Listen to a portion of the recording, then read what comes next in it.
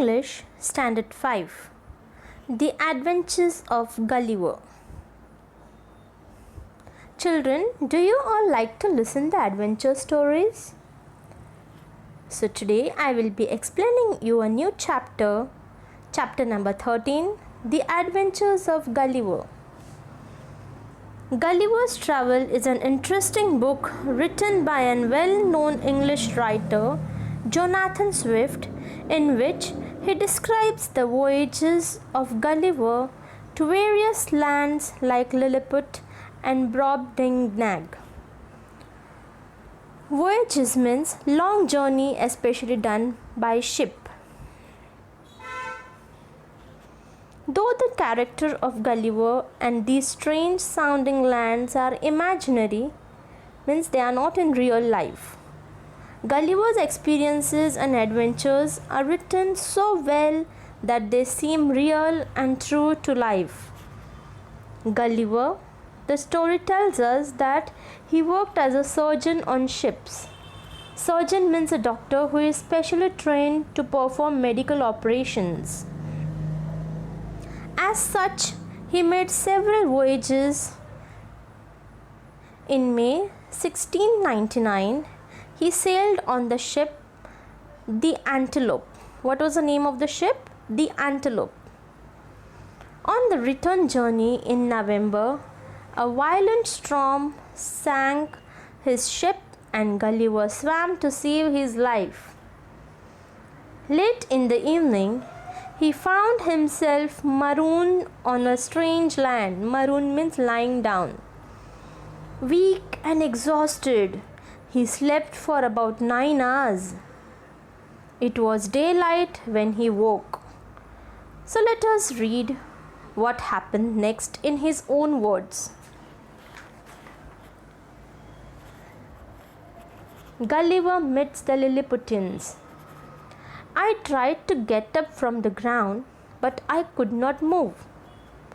I was lying on my back. Then I found that my arms and feet were held down to the ground with strings. That means he was tied on with the strings. He was tied with the strings. My hair, which was long, was held down in the same way. His hair were also tied with the string. Thousands of strings had been passed across my body, so that I could not move any part of me, but could only lie there on my back looking at the sky. In a little time, I felt something alive moving on my foot.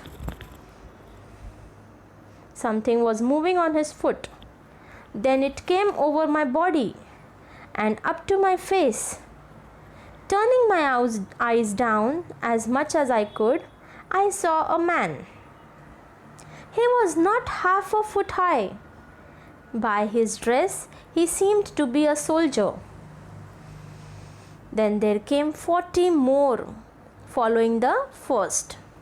I was so much surprised that I gave a great cry. Then they all ran back in great fear. Even those Lilliputians were also afraid of him. And as I was told later, some of them were hurt in jumping down from my side on the ground. With the fear they were jumping. So some of them were injured because of jumping and running very fast. Gulliver attempts to pull free.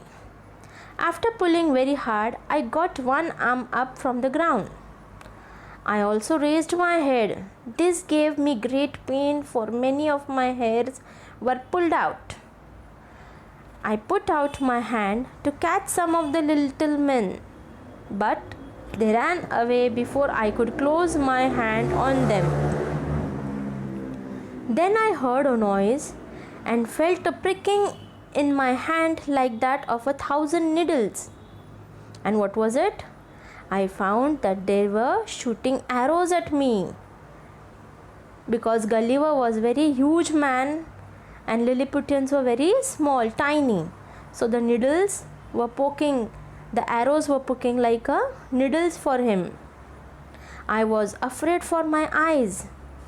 If an arrow goes or pokes in his eyes, he might become blind. So he was afraid for his eyes. I put my hand over my face. After this, I thought that the wisest thing to do was to lie quiet till night. I thought that then, my hand being free, I could quickly set free the rest of my body. Soon a platform was raised and an important looking man gave a long speech. You can see in the picture one table. So for the Lilliputians it is a platform. A platform was raised for giving some important information. From his gestures, I guessed that he was trying to tell me that they would not harm me if I did as they told. I too replied with gestures that I would remain quiet. Means from his gestures, he guessed that he was trying to tell me that he would not harm me. Harm me means he is not going to harm the Gulliver. If Gulliver follows all the rules and regulations what was told by the Lilliputians. I also told them that I was hungry. Gulliver eats a giant meal. At once 100 men climbed up onto my body and marched up to my mouth carrying food. The bread was as small as bullets. So I ate 2 or 3 loaves at a time, and cries of surprise rose from the Lilliputians that I should eat so quickly and so much. The Lilliputians were no longer afraid of me. Now they were freely with Gulliver. They were not afraid of Gulliver. The Lilliputians were no longer afraid of me. They danced upon my body and ran to and fro.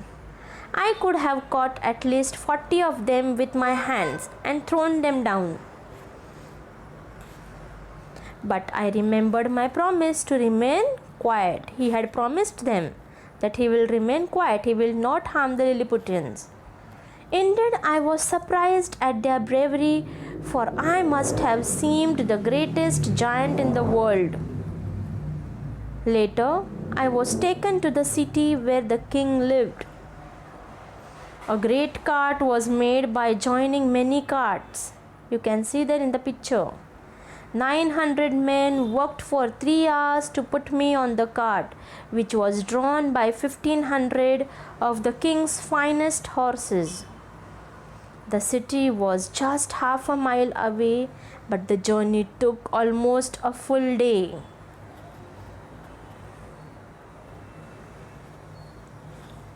Gulliver's new house. The king came out to meet him. He came near and looked at me, but it was not thought safe for him to climb up on me. At the place where the cart stopped, there was an old church. You can see there an old church.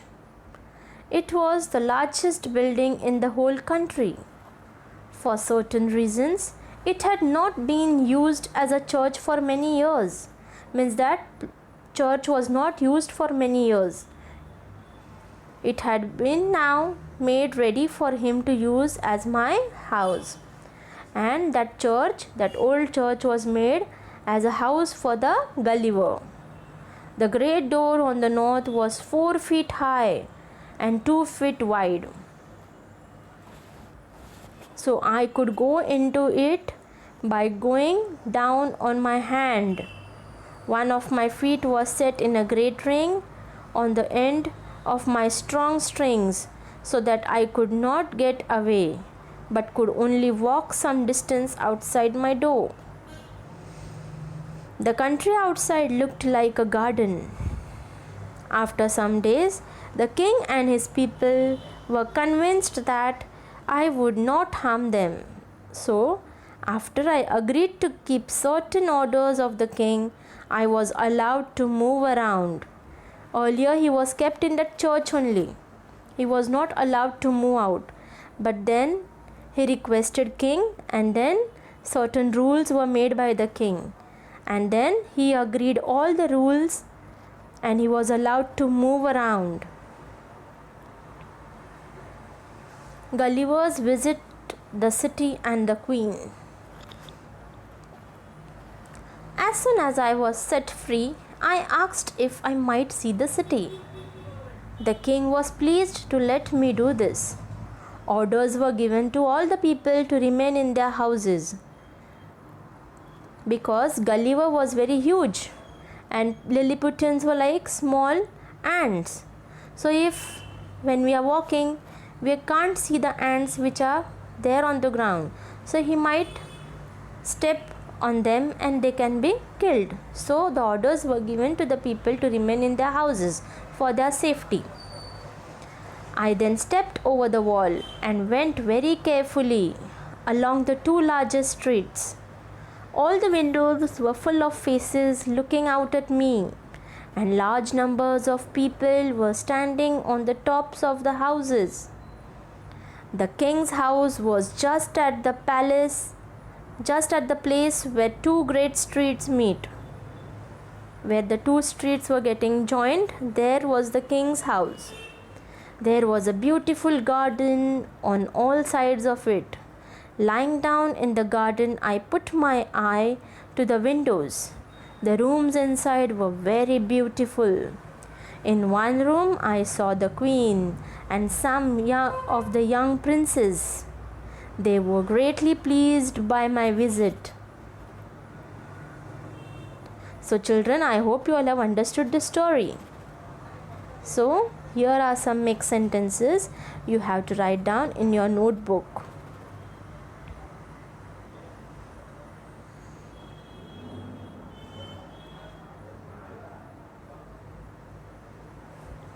Find the opposites of the following adverbs.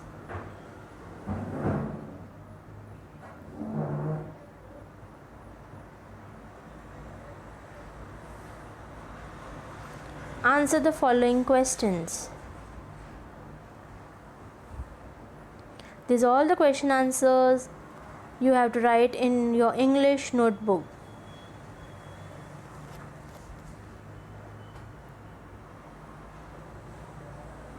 And children, you have to complete your books on time.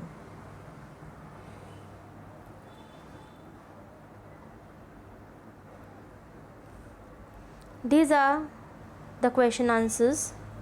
Fill in the blanks. Write whether the statements are true or false. You have to write it on your own. You have to find it from the lesson itself. So for that purpose, you have to read the lesson 2 to 3 times.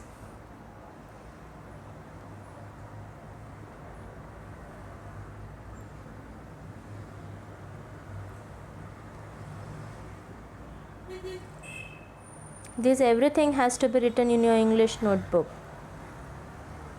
Once the school reopens, the books will be checked by your teacher. Thank you.